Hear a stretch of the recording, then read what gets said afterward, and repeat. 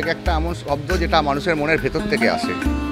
দুর্গাপুজো তো শুধু পুজো উদ্যোক্তা বা সাধারণ মানুষ এদের আলাদা আলাদা করে আবেগ নয়, এটা দুজনকারই একটা সম্মিলিত আবেগ।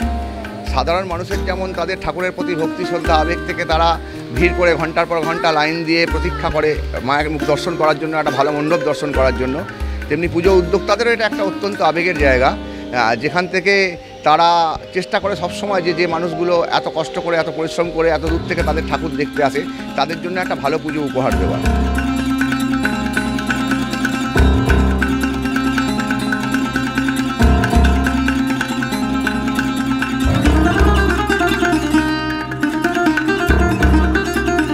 সময়ের সাথে সাথে তাল মিলিয়ে এখন থিমের যুগ, কিন্তু একটা বিষয় নজর করার মতো, যে মোটিভ, যে প্রতিমা, সেই প্রতিমাতে কিন্তু আজও ক্লাবের সেই ঐতিহ্য এবং সাবেকিয়ানাকে মাথায় রেখেই তারা কোনো বছরই মায়ের যে মূর্তি, সেই মূর্তিতে কখনোই তারা থিমের ছোঁয়া রাখেননি।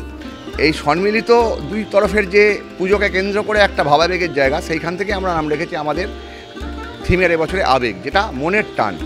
মনের ভেতর থেকে যদি না আমরা পুজোর প্রতি টান অনুভব করি তাহলে আমরা কখনো ভালো পুজো করতে পারবো না, আর ভালো পুজো না করলে মানুষ সেটা এসে দেখে ভালো বলবে না।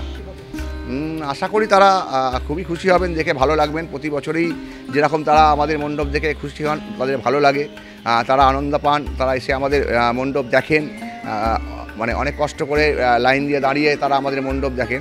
আশা করি মানুষ এই বছরও সেইভাবেই এসে আমাদের মণ্ডপ দেখবেন এবং তাদের সেই ভালো লাগা নিয়েই তারা বাড়ি ফিরতে পারবেন। এখন বাঙালির 12 মাসে 13 পার্বণের শ্রেষ্ঠ উৎসব দুর্গোৎসব, আর এই দুর্গোৎসবের মধ্যেই থাকে বাঙালির আবেগ, উন্মাদনা আর উচ্ছ্বাস। যে কারণে ক্লাবের কর্মকর্তা তিনি মনে করছেন যারা আপামর, যারা বাঙালি, যারা এই মণ্ডপ পরিদর্শন করতে আসবেন, তারা আমাদের এই ষষ্ঠীতলা বারোয়ারির ফেলে আসা 99টা বছরের ইতিহাস সম্পর্কে তারা একটা মোটামুটি ধারণা নিয়েই এই মণ্ডপ থেকে ফিরবেন। তবে হ্যাঁ, এটাও মনে রাখতে হবে যে আগামী বছর 100 বছরে পদার্পণ করবে শিবপুর ষষ্ঠীতলা বারোয়ারি। যে কারণে বোধহয় ক্লাবের কর্মকর্তাদের এখন থেকে ঘুম ছুটে গিয়েছে, কারণ মানুষের প্রত্যাশা পাহাড় থাকবে তাদের সামনে। সেই প্রত্যাশা পূরণ লক্ষ্য করতে তারা পারেন কি না সেটাও আমাদের দেখার। ক্যামেরার পাপাইয়ের সঙ্গে আমি মেঘদূত রায়, শেফিল্ড টাইমস।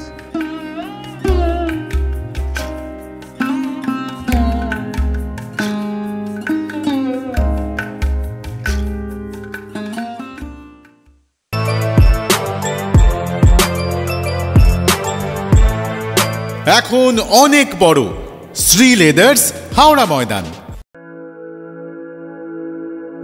আপনি কি জটিল কিছু সমস্যায় ভুগছেন, সমাধান পেতে চান? যোগাযোগ করুন প্রখ্যাত জ্যোতিষ ও তান্ত্রিক মনসারাম ভট্টাচার্যের কন্যা মনসা কন্যার সাথে। প্রখ্যাত জ্যোতিষ ও তান্ত্রিক মনসা কন্যা হাওড়া জানবাড়ি ও হাতিবাগানের নিজস্ব মন্দিরেও বসেন। যোগাযোগ 9830106967 আর 9239655323।